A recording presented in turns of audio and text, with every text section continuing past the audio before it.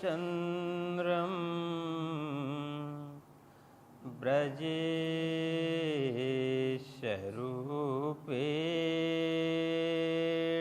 पुरापि जातं प्रविश्य प्राप्तं प्रियप्राणनाथं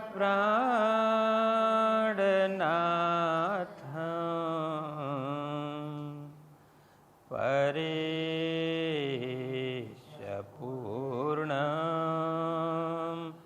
सततं नमामि। ब्रह्मा प्रियाजा गरणाय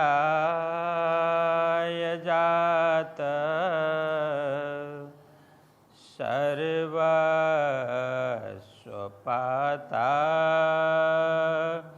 भवसिन्धुत्राता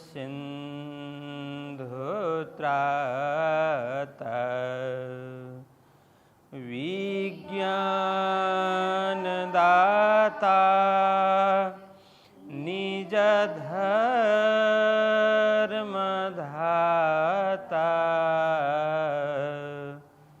दीनैकबन्धो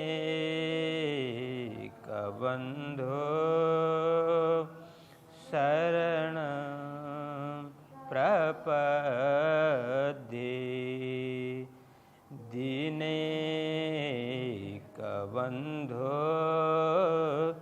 शरणं प्रपद्ये। बोलिए कृष्ण कन्हैया लाल की, श्री सद्गुरु महाराज की, श्री प्राणनाथ प्यारे की, श्री पाँच नवतनपुरी धाम की, जगद्गुरु आचार्य श्री 108 कृष्णमणि जी महाराज की, परमहंस बाबा जी लक्ष्मीदास महाराज की, समस्त सुंदर साथ की प्रणाम। हरिदास जी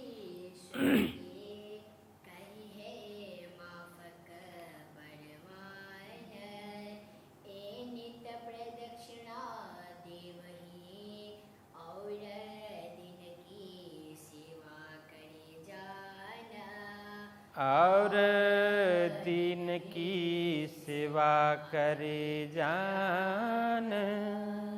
बोलिए कृष्ण कन्हैया लाल की। परम आदरणीय धर्मानुरागी सुंदर साथी, आप सभी को प्रेम प्रणाम, शुभ प्रभात। हम सभी स्वामी श्री लालदास जी महाराज कृत वितक का प्रशिक्षण ले रहे हैं। अभी तृतीय प्रकरण चल रहा है। तृतीय प्रकरण की 50वीं चौपाई पर्यंत हम सभी ने कल श्रवण किया। आज उसके आगे का वृत्तांत हम श्रवण करेंगे। तो कल तक उन्होंने किस प्रकार से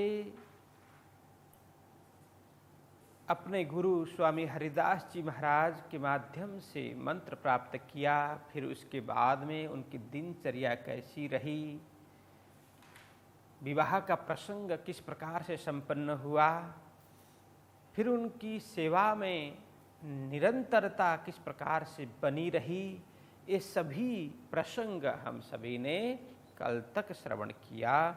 आज 51वीं चौपाई है, उसके आगे हम प्रस्थान करेंगे। एक दिवस हरिदास जी थे सेवा में होशियार, आगे श्री देवचंद्र जी बैठे थे खबरदार। अब श्रवण करें, यहाँ क्या कह रहे हैं। लालदास जी महाराज समझा रहे हैं कि सद्गुरु श्री देवचंद्र जी महाराज क्या करते हैं, प्रतिदिन जाकर के प्रातःकालीन, प्रातः भी क्या, रात बाकी होते ही, रात्रि के अंतिम प्रहर, तो सद्गुरु श्री देवचंद्र जी महाराज रात्रि के अंतिम प्रहर मतलब 3 बजे से लेकर के 6 बजे तक गुरु मंदिर में जाकर के प्रदक्षिणा देना, फिर जैसे ही दिन के प्रथम प्रहर शुरू हो जाए फिर उसके बाद में सेवा आदि कार्य में लग जाना, ये उनकी दिनचर्या। और ये सब कर रहे थे तो नित्य प्रदक्षिणा दे वही और दिन की सेवा करे जान। तो यहाँ तक प्रसंग चला था। तो आज फिर एक दिन की बात है, एक दिवस हरिदास जी थे सेवा में होशियार। तो हरिदास जी महाराज अपने मंदिर में प्रभु की भक्ति में, प्रभु की सेवा में तल्लीन थे। ठीक है, तो वहाँ देखिए मंदिर के अंदर कुछ भी करे वो प्रभु भक्ति ही होती है। मतलब कुछ भी का अर्थ क्या, जैसे परमात्मा के लिए भोजन बनाना, उनके प्रकोष्ठ, उनके गर्भगृह को साफ सफाई रखना, वागा वस्त्र परिवर्तन करना, वहाँ मौसम के अनुरूप जो भी चीज़ वस्तु चाहिए वहाँ उपस्थित करना, कराना आदि जो भी कार्य, ये सब भक्ति के अंतर्गत ही आते हैं।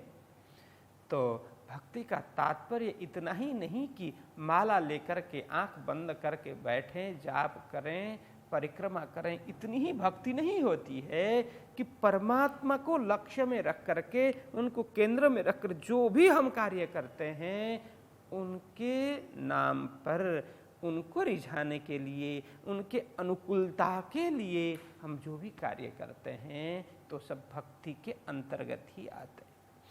तो वहाँ सेवा में होशियार मतलब हरिदास जी महाराज केवल माला कर रहे थे, जाप कर रहे थे, ऐसी भी बात नहीं है।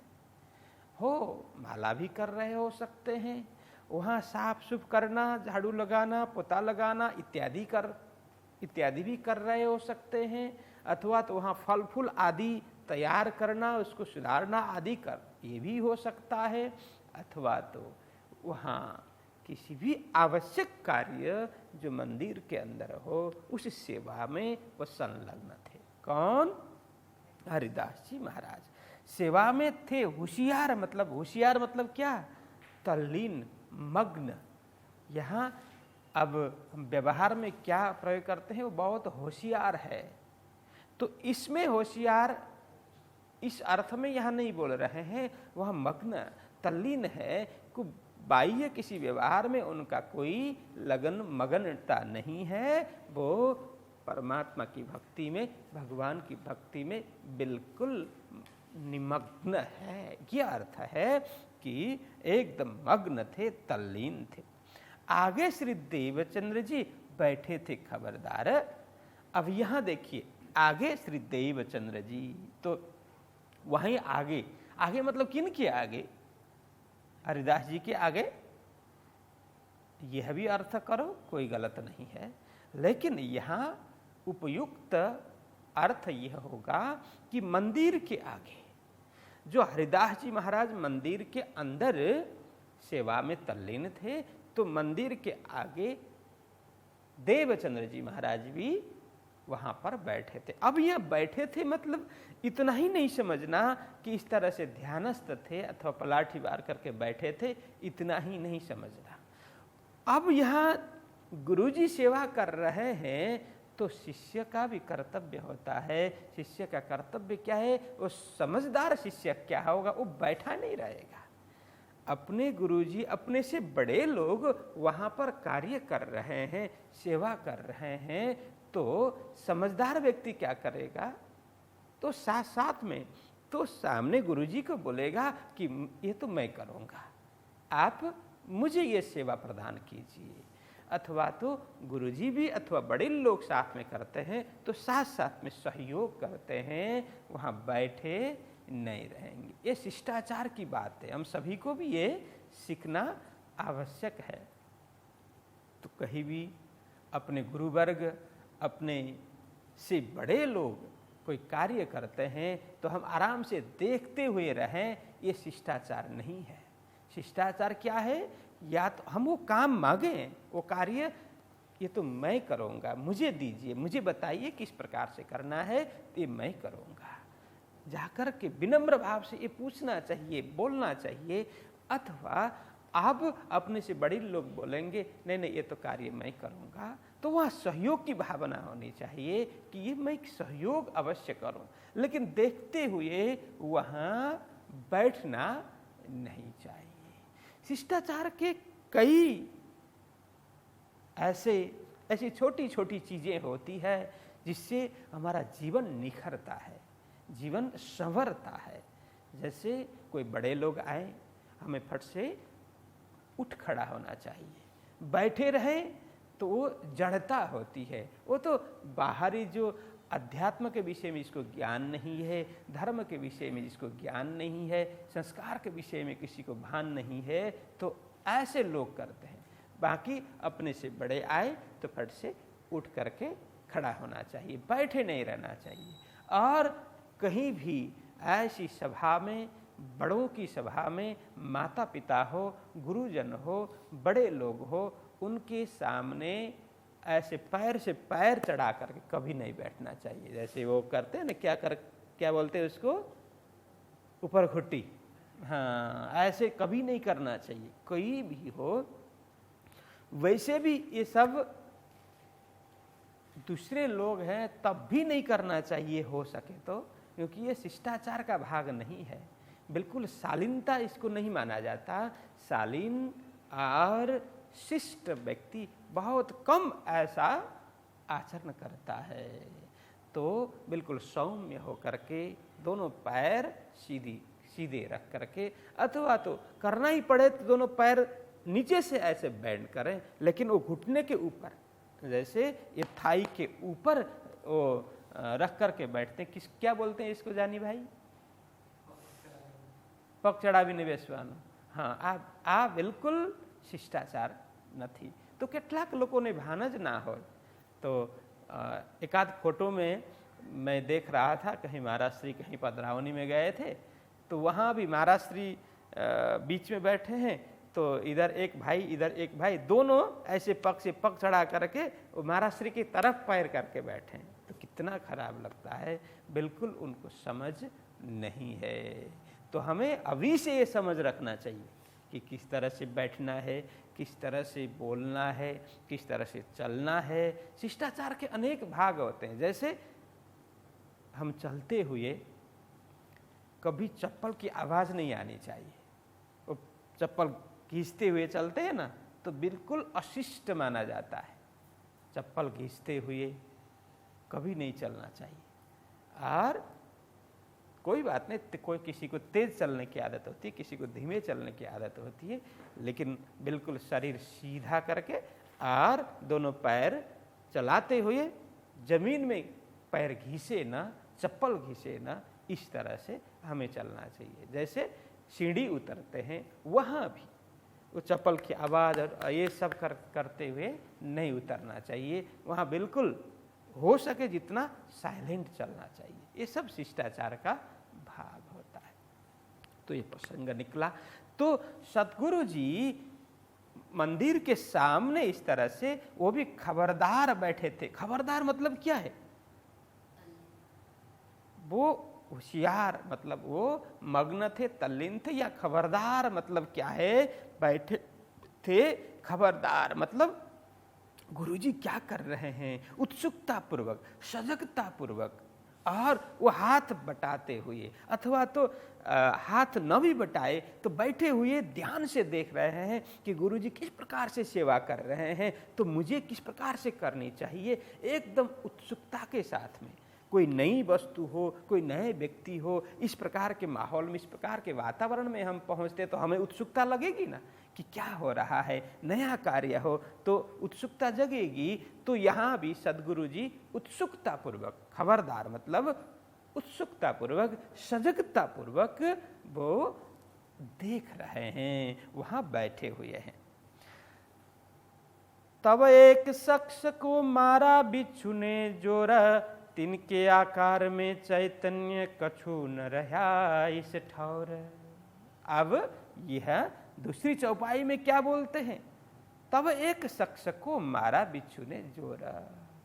इस तरह का माहौल था। यहाँ क्या देखो, सीधा सीधा पढ़ने से क्या लगेगा कि हरिदास जी सेवा कर रहे थे, सद्गुरु जी तल्लीन होकर के देख रहे थे, तभी एक बिच्छू ने वहां पे व्यक्ति को डंक मारा, ऐसा नहीं है। वहां ये सब चल रहा था, लेकिन वहां नहीं, थोड़े दूर खेत में काम करते हुए एक व्यक्ति को क्या हुआ, मारा बिच्छू ने जोर। जोर मतलब तीव्र, तीव्रता के साथ में जोर से बिच्छू ने डंक मारा। मारा बिच्छू ने जोर, मारा मतलब डंक मारा, बिच्छू ने तीव्रता के साथ में डंक मारा। तिनके आकार में चैतन्य कछु न रहा इस ठौर। अब वहां क्या हुआ तो कहते हैं तिनके आकार में, किनके, जिस व्यक्ति के शरीर में बिच्छू ने डंक मारा था उसके आकार में, आकार मतलब देह, शरीर, शरीर में चैतन्य मतलब चेतना, कुछ भी नहीं रहा, कछु न रहा इस ठौर। वहां पर उस व्यक्ति के शरीर में, बदन में, आकार में, देह में कुछ भी चेतनता नहीं रही, मानो वो जड़ ही हो गया, मानो वो मर ही गया। तो तिनके आकार में चैतन्य कछु न रहा इस ठौर। वहां पर उस व्यक्ति के शरीर में जरा भी चेतनता नहीं रही। चेतनता नहीं रही मतलब वो मानो मर ही गया हो, ऐसा वहां पर हुआ। चार जने पकड़ के आए, खड़ा किए सामे द्वार, और शख्स जो संग के सो करने लगे पुकार। तो आगे क्या कहते हैं, उस व्यक्ति को चार जने पकड़ करके, चार जने दूसरे लोग पकड़ करके मतलब उठा करके आए, खड़ा किए सामे द्वार। वहां आए कहाँ पर, हरिदास जी के मंदिर में पहुंच करके बिल्कुल मंदिर के द्वार पर सब खड़े हो गए। आए, खड़ा किया सामे द्वार। तो यह खड़ा किया मतलब ऐसे खड़ा किया ये अर्थ नहीं है, सभी वहां पर मंदिर के सामने ला करके उसको सुलाया है, सभी वहां खड़े हो गए, ये अर्थ है। क्योंकि उसके शरीर में तो चेतनता है ही नहीं, बिल्कुल मरी गया हो वो, तो उसके शरीर में कोई भी भान नहीं है, जड़वत हो गया है, ये अर्थ है। तो वहां खड़ा करने का कोई मतलब नहीं होता, इसीलिए वहां पर लिटाया, लिटा करके चार जने खड़े हुए। और क्या कहते हैं कि और शख्स जो संग के, जो संग में मतलब जिन्होंने लाया था उठा करके, जो जिन व्यक्ति ने, जिन दूसरे लोगों ने उठा करके लाया था, सो करने लगे पुकार। सो करने लगे पुकार मतलब प्रार्थना करने लगे। यहाँ पुकार का मतलब वो प्रार्थना, अर्जी, किसको, हरिदास जी महाराज को, गुरुदेव आप कुछ करें, इसको बिच्छू ने डंक मारा, ये बिल्कुल निश्चेष्ट हो गया है, बिल्कुल जड़वत हो गया, मतलब इसमें चेतनता नहीं है, ये जिंदा है या मर भी गया इसका कोई पता नहीं है, ऐसी स्थिति है, तो गुरुदेव आप ही कुछ उपाय करें। तो इस तरह से वो प्रार्थना करने लगे, अर्जी करने लगे। आए बाहिर देखिया हरिदास जी न समय, हाथ मूछों फेरते हुआ चैन तिन समय। तो आगे क्या कहते हैं कि उनकी पुकार सुनते हुए, उनकी अर्जी सुनते हुए, तो हरिदास जी वो दरवाजे बाहर आते हैं, मतलब आए बाहर देखिया, जो पुकार करते हुए आवाज सुन करके हरिदास जी फट से बाहर निकले मंदिर के बाहर। हरिदास जी इन समय, उस समय और देख करके अविलंब उन्होंने क्या किया, अपने दाहिना हाथ से दाहिने तरफ की मूछ है उसको ताव देते हुए ऐसे ऐसे मरोड़ते हुए उन्होंने कुछ बोला। तो क्या कहते, हाथ मूछों पर फेरते, हाथ मूछ पर फेरते हुए हुआ चैन तिन समय। तो मूछ पर फेर करके कुछ उन्होंने अंदर ही अंदर कुछ बोला। तो उसी समय यह बोलते हैं चैन तिन समय हुआ, उसी समय आराम मिला। किसको, वो जिस व्यक्ति को बिच्छू ने डंक मारा था उसको आराम मिला, राहत मिला, उसको कुछ शांति हो गई। मतलब वो लगा कि उसके अंदर चेतनता आ गई। अभी तक बिल्कुल वो निश्चेष्ट था, बिल्कुल ही वो मर गया हो, इस प्रकार से उसके निष्प्राण लग रहा था। अब उसके शरीर में प्राण का प्रवेश, प्राण प्रवेश हो गया, ऐसा भान हुआ। फेर के दूसरी बेर हाथ मूछों पर फेरा जो, और तब आकार चेतन होए के खड़ा रया इस ठौर। आगे क्या बोलते हैं, तो जैसे ही वो प्राणवंत बन गया, फिर दूसरी बेर दूसरी तरफ मुझ में फिर हाथ फिराते हैं, मुझ में ताव देते हैं। तब आकार चेतन होए के खड़ा रहा इस ठौर। इस तरह से दूसरी बार करते ही वो बिल्कुल मुर्दे की भांति सोया पड़ा था। बिल्कुल दूसरी बार में क्या हुआ, पहली बार में थोड़ा हलल चलन करने लगा, दूसरी बार में तो वो सीधा उठ करके बैठ ही गया। अब वो सोया नहीं है, बिल्कुल दूसरी बार में उठ करके बैठ ही गया।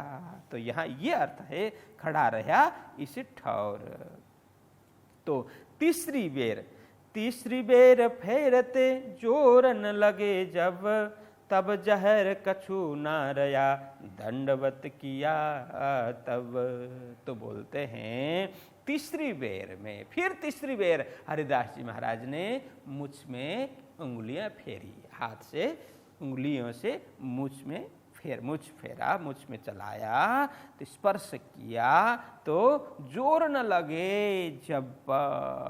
अब तो कहते हैं उसको तीसरी बेर फेरते हुए, तीसरी बेर फेरते जोर न लगे जब। शरीर में जो विष भरा हुआ था, विष व्याप्त था, पहली बार में 25% निकल गया, दूसरी बार में मानो लगभग ही निकल गया हो, और तीसरी बार में तो शरीर जो निर्विष बनने में समय ही नहीं लगा। विषाक्त था, विषयुक्त था, बिच्छू का जो डंक है, बिच्छू का जहर पूरे शरीर में फैल गया था। अब तीसरी बार मुझ में उंगलियां फेरते ही शरीर मानो निर्विष बन गया, काया निर्विष बन गया हो, ऐसा हुआ। और तब जहर कछु ना रहा, अब शरीर के अंदर जहर का कोई लेस मात्र भी नहीं है। और कहते हैं अब वह व्यक्ति पहले निश्चेष्ट था, फिर बैठ गया, फिर खड़ा हुआ, और तुरंत बिल्कुल निर्विष बनने के बाद में वो हरिदास जी महाराज को दंडवत प्रणाम करने लगा। दंडवत किया तब, अब तो बिल्कुल वह स्वस्थ हो गया था, हरिदास जी महाराज को दंडवत प्रणाम करता है। तो दंडवत का मतलब क्या था पवन? देखो, दंडवत अलग है और साष्टांग अलग है। मैंने उस दिन भी बोला था, दंडवत एक ही साथ में बोल देते हैं, साष्टांग दंडवत, और साष्टांग दंडवत होता है। एक तो दंडवत, उसमें पूरा शरीर ही पूरा का पूरा स्पर्श होगा, उसमें कोई भाग स्पर्श करना, कोई भाग स्पर्श नहीं करना, ऐसी बात नहीं है। लेकिन साष्टांग उसका मतलब है, साष्टांग प्रणाम उसका मतलब है शरीर के केवल 8 अंगों को ही स्पर्श कराया जाएगा भूमि पर, उसको साष्टांग बोलते हैं। 108 साष्टांग उस दिन भी बताया था। तो उस व्यक्ति ने क्या किया? दंडवत प्रणाम किया। हरिदास जी महाराज को। सबों ने सलाम कर स्तुति करी बनाए, जीवदान तुम्हें न दिया तुम्हारी बड़ाई कही न जाए। तो आगे कहते हैं तो उस व्यक्ति ने तो दंडवत किया ही, फिर उसके साथ साथ में दूसरे व्यक्ति ने भी क्या किया, सबों ने सलाम कर रहा, सबों ने सलाम कर रहा, मतलब यह सलाम कर रहा। सलाम तो कौन करता है, मुसलमान लोग, ठीक है। तो यह सलाम का अर्थ अभिवादन करना है, नमन करना है, प्रणाम करना है, ठीक है। तो ये सलाम का ये अर्थ है। तो विशेष करके सलाम शब्द वो मुसलमान लोग प्रयोग करते हैं, लेकिन यहाँ सलाम का अर्थ है अभिवादन करना, नमन करना, प्रणाम करना, नमस्कार करना आदि, ये अर्थ में है। सबों ने अभिवादन किया, सब ने नमन प्रणाम किया, स्तुति करी बनाई, बड़ाई की। स्तुति मतलब बड़ाई की, महिमा की, प्रशंसा की। किन की, हरिदास जी महाराज को खूब हृदय पूर्वक। या बनाए मतलब बनावटी के भाव में नहीं है, बनावटी प्रार्थना की ऐसी भाव नहीं है, ऐसा भाव नहीं है, ऐसा अर्थ नहीं है। स्तुति करी बनाए मतलब हृदय को भाव विभोर बनाते हुए, हृदय को प्रफुल्लित बनाते हुए उन्होंने स्तुति की, मतलब प्रार्थना की, महिमा की, उनके गुणगान गाए। यहाँ स्तुति मतलब गुणगान गाना। कैसे, हे गुरुदेव आप धन्य हैं, क्योंकि आपके कारण से यह व्यक्ति जीवित रहा। यदि आप नहीं होते तो ये मर ही गया था, ये जीवित नहीं रहता। आपने इसको तो जीवन दान दे दिया। धन्य हो गुरुजी, आप धन्य हो। इस तरह से अपनी भावना के अनुरूप हृदय को भावपूर्ण बना करके उन्होंने स्तुति की, महिमा गायन की, उनके गुणगान किए, यह भाव है। तो जीवदान तुम इन्हें दिया, तुम्हारी बड़ाई कही न जाए। आपने तो इसको जीवदान ही दे दिया। ये तो इसके शरीर में से जीव निकल ही गया था, ये तो मर ही गया था, किंतु गुरुदेव आप हैं ऐसे समर्थ, तो आपने इसको जीवन दान दिया, जीव दान दिया, तुम्हारी बड़ाई कही न जाए। आपकी जो महानता है इसके विषय में क्या कहें, इसकी बड़ाई हम नहीं कर सकते, महिमा नहीं गा सकते। आपका गुणगान कितना करें, हमसे ये होगा नहीं। तब हरिदास जी ने कहा, श्री देवचंद्र जी सो बचन, श्री देवचंद्र जी बड़ो मंत्र है, ए राखो तुम्हारे तन। अब आगे क्या कहते हैं, इतनी बड़ाई प्रशंसा आदि करके ये सारे लोग चले गए। उसके बाद में, चले जाने के बाद में, तब हरिदास जी ने कहा, श्री देवचंद्र जी सो वचन, कुछ बातें कही। उस प्रसंग पर जो भी घटित हुआ उस विषय में कहते हुए, उसको संकेत करते हुए, इंगित करते हुए कहा। देवचंद्र जी के साथ क्या कहा, श्री देवचंद्र जी बड़ो मंत्र है, ये राखो तुम्हारे तन। है देवचंद्र जी, आपने देखा अभी जो कुछ प्रसंग बना, ये तो सब आपने अपने आंखों से अभी यहां पर देखा। तो ये मेरे पास जो मंत्र है ना, बहुत ही प्रभावशाली मंत्र है, आपने इसको देखा। यदि आप चाहो तो इसको क्या करो, ये राखो तुम्हारे तन। या तन मतलब क्या है, हृदय में, या तन मतलब शरीर में रखो, ऐसी बात नहीं है। यह आपके हृदय में यह भी रखो, आप ये मंत्र भी मुझसे ग्रहण करो, ये भाव है। यह मंत्र भी मुझसे ले लो, क्योंकि ये देखो श्री देवचंद्र जी बड़ो मंत्र है। ये बड़ो मंत्र मतलब क्या है, लंबा। क्या अर्थ है बड़ो का मतलब, हाँ, बड़े ही प्रभावशाली यह मंत्र है। तो महत्वपूर्ण मंत्र है, प्रभावशाली मंत्र है, एक कारगर मंत्र है। इसलिए यह मंत्र भी आप ग्रहण कर लो, आप याद कर लो, क्योंकि इससे बड़ा काम होने वाला है। ये अर्थ है। जो एक घड़ी फुर्सत न होती मंत्र कहने में, तो प्राण न रहते इनके, होता सो उपकार इनसे। तो कहते हैं देवचंद्र जी, जो एक घड़ी फुर्सत न होती मंत्र कहने में, यदि वो व्यक्ति आया, व्यक्ति को लाया गया और यहाँ पर यदि उनको आने में अथवा तो मेरे द्वारा उसको मंत्र देने में अथवा उसको मंत्र के द्वारा उपचार करने में जरा भी विलंब होता, जरा भी देरी होती, तो जो एक घड़ी फुर्सत, एक घड़ी भी विलंब होता, न होती मंत्र कहने में, यदि मंत्र कहने में एक घड़ी भी विलंब होता तो क्या होता, तो प्राण न रहते इनके, उस व्यक्ति का प्राण तो निकल ही गया था, वो बचने वाला नहीं था। तो होता ऐसो उपकार इनसे, तो ऐसा मंत्र मैंने उसके ऊपर मंत्र फूंकते ही क्या हुआ, वो जीवित हुआ, वो जागृत हुआ, उसका जीवन बच गया। तो देवचंद्र जी आप इस मंत्र को धारण करो, क्यों, क्योंकि होता ऐसो उपकार इनसे, इस प्रकार का महान उपकार ये इस मंत्र के द्वारा ये होता है, आपने प्रत्यक्ष अपनी आंखों से देखा। तो कहते हैं तब श्री देवचंद्र जी ने कहा, हरिदास जी सुनो तुम, हमको मंत्र जो तुम दियो, सो हृदय राखे हम। तो यहाँ क्या कहते हैं, तब श्री देवचंद्र जी ने कहा, तो हरिदास जी के द्वारा उस मंत्र का प्रभाव बताने पर और देवचंद्र जी महाराज को कहने पर कि देवचंद्र जी ये बड़ा ही प्रभावशाली मंत्र है, ऐसा उपकारक मंत्र, परोपकारी मंत्र आप धारण कर लो। ऐसा कहने पर क्या कहा, तब श्री देवचंद्र जी ने कहा, हरिदास जी सुनो तुम, हे गुरुदेव।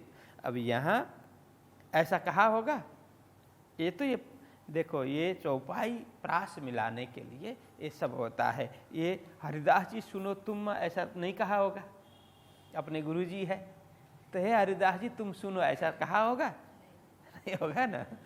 तो इसका भाव क्या है, चौपाई का सीधा सीधा अर्थ नहीं किया जाता है कभी ना, तो उन्होंने यह वो नीचे हम वो मिलाने के लिए ऊपर तुम दिया, ठीक है ना।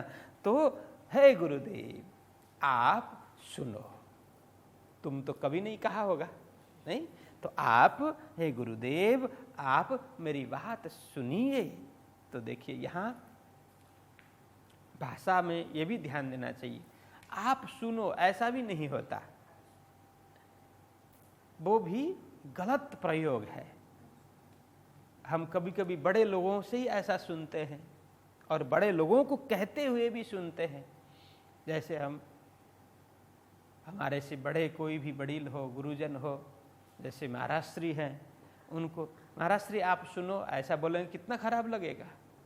लेकिन अच्छे अच्छे बड़े बड़े लोग जो भाषा जानते हैं, ऐसा समझने वाले भी ऐसा ही प्रयोग करते हैं कि महाराज श्री सुनो, ऐसा करके हमने सुना है कई बार। इसलिए यह है ये ना समझी, ऐसा कभी नहीं बोलना चाहिए कि आप है तो सुनिए, तुम है तो सुनो, तू है तो सुन, ये सब भाषा सीखनी होती है। तो जरा भी ध्यान देंगे ना तो सब समझ में आने लग जाएगी ये बात। इसीलिए दूसरे कई लोग इस प्रकार से बोलते तो उनकी बात वो ऐसा बोलते करके उनका अनुकरण मत करना, जो अच्छाई है अच्छी बात को स्वीकार करना। इसीलिए हम जैसे जैसे बोलने की प्रैक्टिस करेंगे ना, तो मैं कई बार बोलता हूँ यहाँ भी कि हिंदी बोला करो, हिंदी बोला करो कई बार, अब बोलते तो है नहीं, हिंदी बोलनी चाहिए ना, हाँ, तो बोलते बोलते शुद्ध हो जाएगी हिंदी। तो हिंदी जितना सुनने में सरल लगती है ना, उतनी सरल है नहीं, उतनी कठिन ही है हिंदी। तो इसीलिए हम प्रैक्टिस करें, हम अभ्यास करें, हिंदी में ही बोलने का रखें, तो हमारी हिंदी अच्छी होने लग जाएगी, धीरे धीरे धीरे अच्छी होगी। तो यहाँ कहते हैं, हे गुरुदेव आप मेरी बात सुने। तो क्या क्या बता रहे हैं?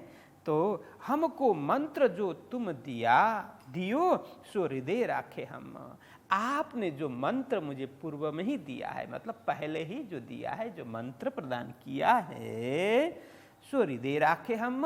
उस मंत्र को हमने अपने हृदय में धारण कर लिया है, उसको हृदय में बैठाया है, धारण कर लिया है। सो यह मंत्र कैसा है, जो लाख बिच्छू का दुख सो जन्म और मरण का छुड़ाए के देवे सुखा। तो दूसरी चौपाई में कहते हैं, सो यह मंत्र कैसा है जो आपने मुझे पहले मंत्र प्रदान किया, वो मंत्र कैसा है? हे गुरुदेव आप सुनिए, जो लाख बिच्छू का दुख। ये तो लाखों बिच्छू एक साथ डंक मारे, लाखों बिच्छू, एक की बात नहीं है, दो की बात नहीं, लाखों बिच्छू एक साथ डंक मारे, उससे जो पीड़ा होती है ना, जो लाख बिच्छू का दुख, उससे भी अधिक दुख कब होता है? कहते हैं सो जन्म और मरण का। बालक जन्म लेता है, जब बालक जन्म लेता है और जब व्यक्ति मर जाता है, बोलते हैं जन्म और मृत्यु में तो लाखों बिच्छू एक साथ डंक मारते हैं, उससे भी अधिक, उससे भी भयंकर पीड़ा होती है, ऐसा शास्त्रों का कहना है। हम प्रसव पीड़ा, जो माता को प्रसव पीड़ा होती है वो माता जानती है, और देखने वाले लोग थोड़ा बहुत अनुभव कर सकते हैं। बाकी बालक को जन्मते हुए जो पीड़ा हो रही है, जो दुख हो रहा है, जो दर्द हो रहा है, वो तो नहीं जानते, न बालक बता सकता है। लेकिन जो योगाभ्यासी होते हैं, महान योगी होते हैं, ये सब अपने जीवन को समझने वाले, जन्म के क्षण को समझने वाले, मृत्यु को जानने वाले, पूर्व जन्म को जानने वाले, और आगामी जन्म के लिए भी वो सब, आगामी जन्म किस प्रकार से होगा, कहाँ पर होगा, ये सब समझने वाले लोग ये जानते हैं कि जन्म होते हुए माता को जितनी पीड़ा होती है, उससे बोलते हैं कि 100 गुना अधिक बालक को पीड़ा होती है, बालक को दर्द होता है।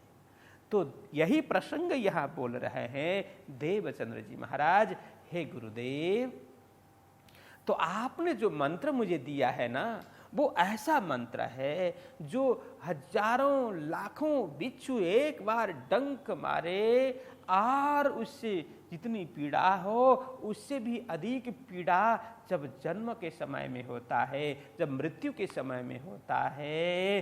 तो आपके द्वारा जो मंत्र मैंने प्राप्त किया, यह सब जन्म और मृत्यु की पीड़ा से मुक्त करने वाला, जन्म और मृत्यु से छुड़ाने वाला यह मंत्र है आपके द्वारा प्राप्त। कौन?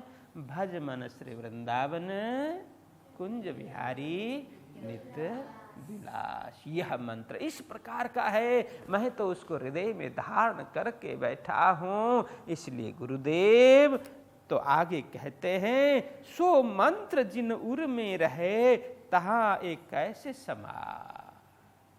तो इस प्रकार का प्रभावशाली मंत्र जब आपने मुझे प्रदान किया, जो मेरे हृदय में व्याप्त हो गया है, हृदय में समाया हुआ है, सो मंत्र जिन उर में, जिस हृदय में, जिन मतलब जिस हृदय में, जिस मतलब मेरे जिस हृदय में वह मंत्र समाया हुआ है, जो मंत्र वहां पर बैठा हुआ है, तहां एक कैसे समाए।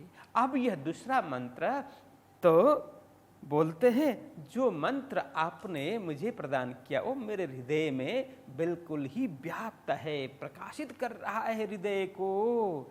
अब दूसरा मंत्र गुरुदेव मैं कहाँ रखूं, वो किस प्रकार से अंदर बैठ पाएगा, किस प्रकार से उस हृदय में समा पाएगा, क्योंकि वह लाखों करोड़ों बिच्छू का डंक उससे भी अधिक पीड़ा हो जो जन्म और मरण के समय में होती है पीड़ा, उस पीड़ा से मुक्त करने वाला प्रभावशाली मंत्र जो आपने मुझे दिया वो मंत्र मेरे हृदय में परिव्याप्त है। अब वहाँ पर वो दूसरा मंत्र समाने वाला नहीं है।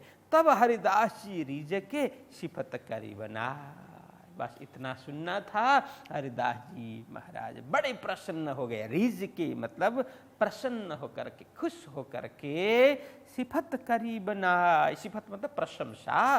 तो हरिदास जी महाराज ने देवचंद्र जी महाराज की प्रशंसा की, खूब प्रशंसा की। तो शिष्य हो तो इस प्रकार का समझदार, अरे देवचंद्र जी, वो प्रशंसा भी आगे हम सुनेंगे।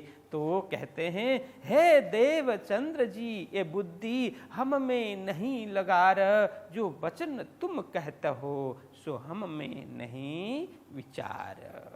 तो कहते हैं, हे देवचंद्र जी, यह बुद्धि जो आपने जो बात कही ना, यह बुद्धिशाली बात, जो तर्क संगत बात, उच्च बात हम में नहीं लगा रहा मतलब किंचित मात्र, रंचक मात्र, जरा सा भी हम में नहीं, मेरे में नहीं है। जो वचन तुम कहते हो सो हम में नहीं विचार। जो आपने जो बात कही ना, वो बात, इस प्रकार की बात, इस प्रकार की भावना, इस प्रकार की बुद्धि मेधा मेरे में नहीं है। बिल्कुल यह विचार मेरे में तो था ही नहीं। तो इस प्रकार से वो प्रशंसा करते हैं, आप कितने समझदार हैं, कितना मतलब यह इस जीवन को समझते हैं। आप दोनों मंत्र का भेद किस प्रकार से करते हैं, मतलब आप इस देह के पीछे, देह के कल्याण के लिए आप कुछ नहीं करते, मात्र आत्मकल्याण की भावना, आत्मकल्याण की दृष्टि आप में है। इसलिए वो प्रभावशाली मंत्र के विषय में आपने जो गंभीर बात कही, जो रहस्यपूर्ण बात कही, ऐसी बात तो मेरे हृदय में आज तक आई नहीं थी। ऐसा विचार तो मेरे में भी कभी प्रकट नहीं हुए थे। ये भाव है। इन भात कई बितकें भई माहे भूज नगर, श्री देवचंद्र जी सेवा करे पड़े न काहू खबर। तो कहते हैं, इस प्रकार कई बितकें, कई वृतांत, कई प्रसंग भई माहे भूज नगर में इस प्रकार के अनेक प्रसंग हुए। उन प्रसंग के कितने वर्णन, प्रसंग कितना मैं लूं, तो बोलते हैं मैंने कुछ विशेष प्रसंग ही आप लोगों के समक्ष में प्रस्तुत किया। ऐसे प्रसंग तो कई बने, इन भात के कई बितके, कई प्रसंग वहां बने, कई वृतांत, कई घटना घटित हुई। श्री देवचंद्र जी सेवा करें पढ़े न काहू खबर। इस प्रकार से वहाँ देवचंद्र जी महाराज खूब सेवा में तल्लीन हैं। गुरु जी की सेवा में, परमात्मा की सेवा में खूब तल्लीनता पूर्वक, मगनता पूर्वक सेवा कर रहे हैं। पड़े न काहू खबर, लेकिन वहाँ ढिंडोरा नहीं पीटते। मैं ऐसी सेवा कर रहा हूँ, मैं ऐसा कार्य कर रहा हूँ। न उनको उस कार्य के करने पर अभिमान है, न कुछ। वो अपना सौभाग्य मानते हैं कि मुझे सेवा का अवसर मिल रहा है, ये मेरे लिए सौभाग्य की बात है। गुपचुप करते हैं, चुपचाप करते हैं, किसी को बताते नहीं हैं। अपने हृदय से, अपने भावना पूर्वक होकर के बताते हैं, गोप्य रूप से बताते हैं, सेवा करते हैं, गोप्य रखते हैं, सेवा कार्य को किसी को बताते नहीं हैं। यह भाव है। एक दिन फिरते घर को देखे झरोखे पर, देखा श्री देवचंद्र जी को फिरते बुलाए लिए ऊपर।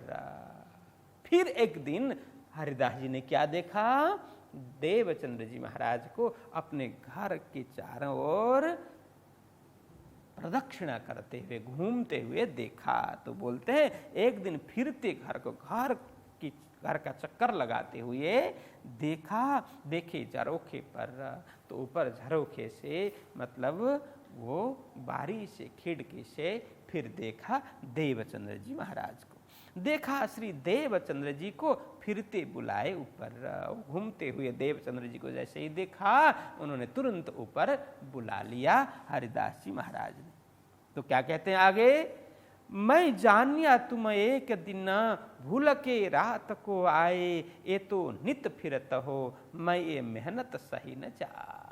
अब क्या कहते हैं कि हे देवचंद्र जी, मैं जानिया तुम एक दिन, पहले एक प्रसंग बना था, आपको मैंने पूछा था क्यों आए इस समय, रात के समय में, तब आपने क्या बोला था, हे गुरुदेव मुझे समय का भान नहीं रहा, मुझे लगा था कि दिन उग गया होगा, इसीलिए मैं जल्दी जल्दी यहाँ पहुँचा, ये मेरे समय का भान न रहने के कारण ये सब हुआ, आपने बताया था।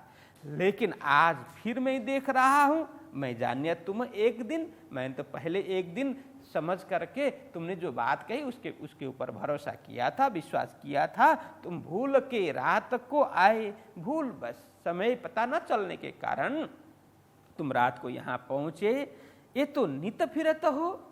अब मुझे पता चला तुम एक दिन भूलवश नहीं आए, समय पता न चलने के कारण नहीं आए, ये तो नित फिरत हो। तुम तो नित्य प्रति प्रत्येक दिन यहाँ आकर के इस तरह से प्रदक्षिणा करते हो, इस तरह से परिक्रमा करते हो, मैं ये मेहनत सही न जाए, मैं तुम्हारे द्वारा, ये शिष्य है ना इसलिए वहाँ तुम शब्द प्रयोग करेंगे, मैं ये मेहनत सही न जाए, इसलिए मैं तुम्हारी इस प्रकार की सेवा, इस प्रकार का मेहनत, यहाँ यह मेहनत का मतलब परिश्रम, सेवा में परिश्रम पूर्वक इस तरह से सेवा करना मेरे द्वारा सहन नहीं होगा, मैं सह नहीं पाऊंगा। इस प्रकार से रोज रात के समय में आ करके तुम यहाँ पर सेवा करते हो, प्रदक्षिणा करते हो, परिक्रमा करते हो, यह मेरे द्वारा सहन नहीं होगा। तुम मोसो कहा कहते हो, क्या मांगत हो मुझसे, मोसो तुम कह देओ, वो मैं देऊं तुम्हें। आगे कहते हैं तुम मोसो कहा कहते हो, यहाँ देखो ये थोड़ा समझने जैसा है, तुम मोसो कहा कहत हो, यहाँ क्या कहते हो, मतलब ये कहा ही नहीं है, देवचंद्र जी महाराज ने तो कुछ कहा ही नहीं है ना, वो मुख से कहने में विश्वास नहीं करते हैं, वो एक कार्य करने में विश्वास करते हैं। दुनिया में दो प्रकार के लोग होते हैं, एक तो बोलने में विश्वास रखते हैं, एक करने में विश्वास रखते हैं। जो हमारा जीवन है बोलने से अधिक करने में लगाना चाहिए, जो कार्य के द्वारा हमारा जीवन दर्शन हो, यही सच्चा दर्शन होता है। तो बाकी तो अधिकतर लोग क्या करते हैं, बोलते तो बहुत कुछ है लेकिन करते बहुत ही अल्प है, बहुत कम है।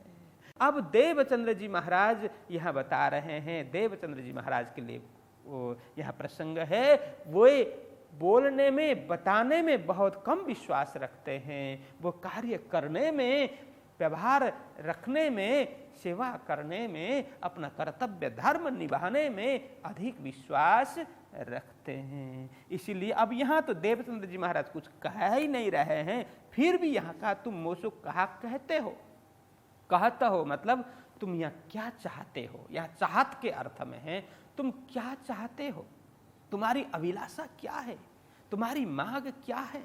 यहाँ कहते हैं तुम मोसो कहा कहते हो, क्या मांगत हो मुझसे, बोलो क्या अभिलाषा है, क्या चाहत है, क्या इच्छा है, तुमको मेरे से क्या चाहिए, ये आप मुझसे बोलो, क्या मांगत हो मुझसे।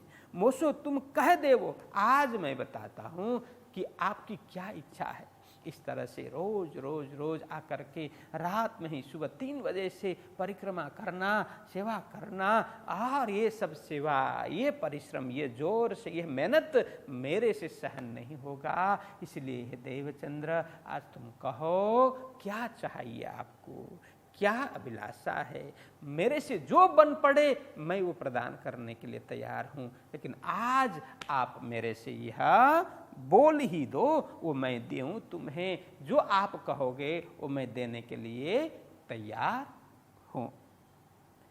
तब हरिदास जी ने कहा, मैं तुम्हें देऊं बाल मुकुंद, तिनकी सेवा तुम करो, ज्यों पावो आनंद। अब देखो यहाँ क्या, अभी तक भी सदगुरु जी कुछ बोल ही नहीं रहे हैं।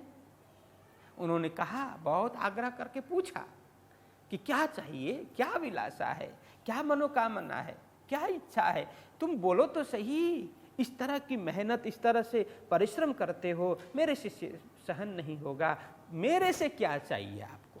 तो बार बार पूछने पर भी देवचंद्र जी महाराज मौन खड़े हैं, वो कुछ मांगते नहीं है। उन्होंने कुछ नहीं बोला कि गुरुदेव, बोला होगा तो इतना ही बोला होगा कि आपसे मुझे कोई अपेक्षा अब नहीं है, आपने जो भी देना था मुझे बहुत कुछ दिया है, मैं उसी में खुश हूँ, उसी में प्रसन्न हूँ, मुझे आपसे किसी भी चीज़ की अपेक्षा के लिए मैं ये सब नहीं कर रहा हूँ। ये सब तो कहा होगा, लेकिन उन्होंने सामने से कुछ नहीं मांगा, अपनी अभिलाषा व्यक्त की नहीं, क्योंकि अभिलाषी थे ही नहीं कि गुरुदेव प्रसन्न हो, मुझे कुछ दे, ऐसा उनका भाव था ही नहीं। इसलिए वो मौन खड़े रहे, हाथ जोड़ करके। तब हरिदास जी ने कहा, फिर हरिदास जी स्वयं बोलने लगे, मैं तुम्हें देऊं बाल मुकुंद। हे देवचंद्र, मैं क्या चाहता हूँ कि आप तो कुछ लेने के लिए कुछ मांग ही नहीं कर रहे हैं, लेकिन मैं प्रसन्न हूँ आपकी सेवा से, और मैं प्रसन्न होकर के मैं चाहता हूँ कि मैं बाल मुकुंद, भगवान बाल मुकुंद श्री कृष्ण की प्रतिमा मेरे पास है। वो यहाँ प्रतिमा तो नहीं बोल रहे हैं, वो क्योंकि साक्षात मानते हैं ना, बांके बिहारी और बाल मुकुंद दोनों साक्षात मानते हैं, साक्षात समझ करके सेवा करते हैं। इसलिए मैं मूर्ति दे रहा हूँ ऐसा उन्होंने कभी नहीं कहा। वो बोलते हैं मैं बाल मुकुंद आपको प्रदान करूँगा। कहते हैं मैं तुम्हें दूं बाल मुकुंद, तिनकी सेवा तुम करो, ज्यों पावो आनंद। मेरी अब ऐसी धारणा है, ऐसी इच्छा है कि देवचंद्र जी आपको मैं मेरे मंदिर में, एक तो बांके बिहारी जी विराजमान हैं, दूसरे कौन, बाल मुकुंद जी विराजमान हैं, तो बाल मुकुंद जी आपको प्रदान करूं, आप अपने घर में ले जाइए और वहाँ पर खूब भजन कीजिए, खूब भक्ति कीजिए, खूब सेवा कीजिए, जितना समय व्यतीत करना हो कीजिए, सुबह से शाम तक कीजिए, शाम से सुबह तक कीजिए, इसमें मुझे कोई परेशानी नहीं है। लेकिन आप घर को छोड़ करके सुबह सुबह रात के समय में यहाँ पहुँचें और यहाँ प्रदक्षिणा करें, सुबह होकर के फिर सेवा में लगें, झाड़ू करना, पोता लगाना, वस्त्र वासन आदि साफ करना, इस तरह से पूरे दिन आप इस तरह से मेहनत करते हैं, ये मेरे से सहन नहीं होगा। इसलिए आपको मैं भगवान बाल मुकुंद प्रदान करने की मेरी भावना है। आप उनको अपने घर में पधराएं भव्यता के साथ में, और वहाँ सेवा करें, भजन करें, भक्ति करें। यह कहा कि इन्होंने हरिदास जी महाराज ने। तो कहते हैं ज्यों पावो आनंद, तो आपको जिस प्रकार से आनंद हो, यहाँ कहने का मतलब आप सुबह सुबह दौड़ के यहाँ आते हैं, यहाँ 2-3 घंटे परिक्रमा करना, फिर 2-3 घंटे सेवा करना आदि करते हैं, इसलिए यह जोर, यह मेहनत, यह परिश्रम मेरे से सहन नहीं होगा। मैं बाल मुकुंद प्रदान करूँगा, उनको घर में ले जाइए, आपको जिस प्रकार से आनंद मिले, जितना भी प्रहर आप सेवा में लगाएं, जैसा आप चाहते हैं, जिस प्रकार से आपके हृदय को आनंद प्राप्त हो उसी प्रकार से आप सेवा करें। यह भाव है, ज्यों पावो आनंद, जैसे आप आनंदित हो, जैसे आप मग्न हो, उस हिसाब से आप भगवान बाल मुकुंद की सेवा अपने घर में करें। तो कहते हैं तब श्री देवचंद्र जी ने कहा, जो आज्ञा तुम्हारी हो सोई हमें करनी, करें सेवा जो सोए। तब श्री देवचंद्र जी ने कहा। इतने कहने पर कब हरिदास जी महाराज के द्वारा बाल मुकुंद जी देने की बात करने पर देवचंद्र जी महाराज ने कहा, विनम्र होकर के कहा, जो आज्ञा तुम्हारी हो हे गुरुदेव, जैसी आपकी आज्ञा, आप जैसा चाहते हैं।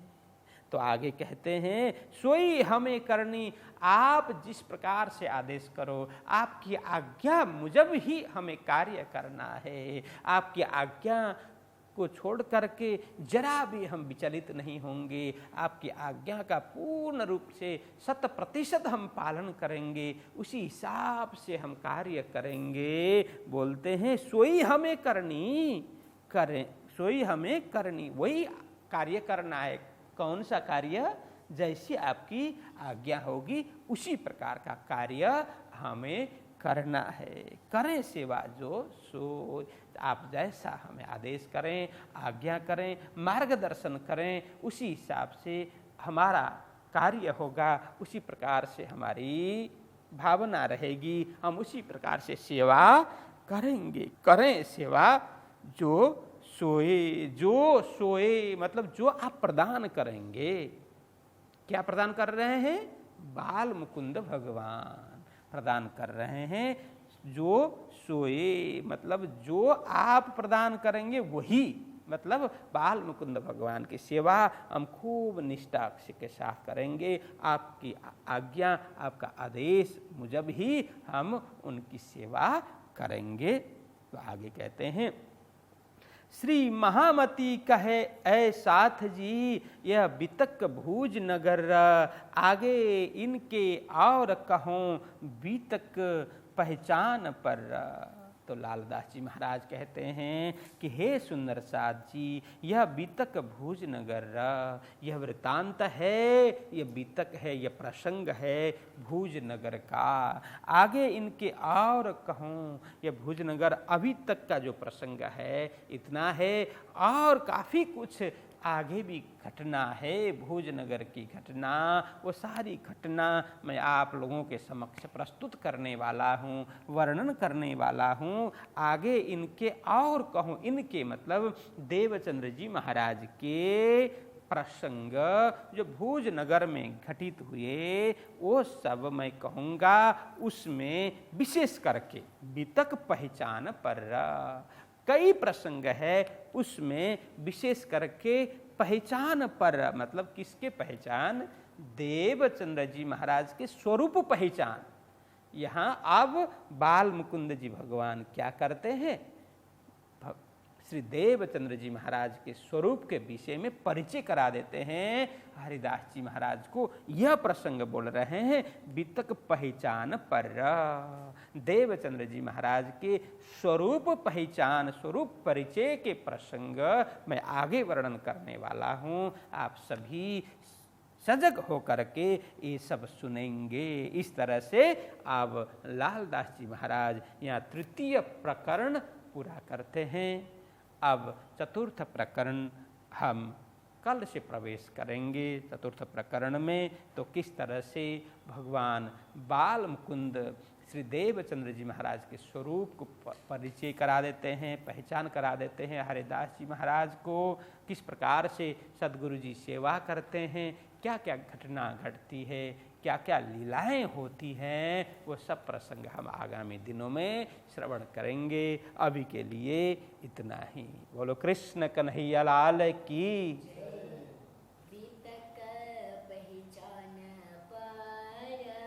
बीतक पहचान पर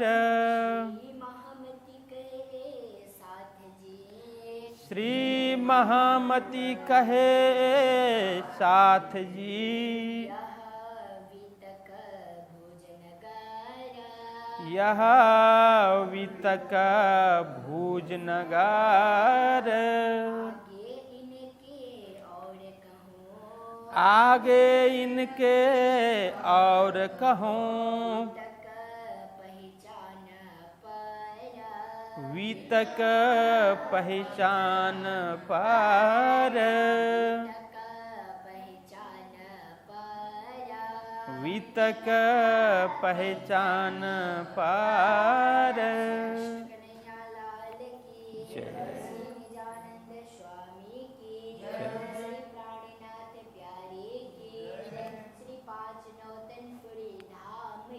जय प्रणाम।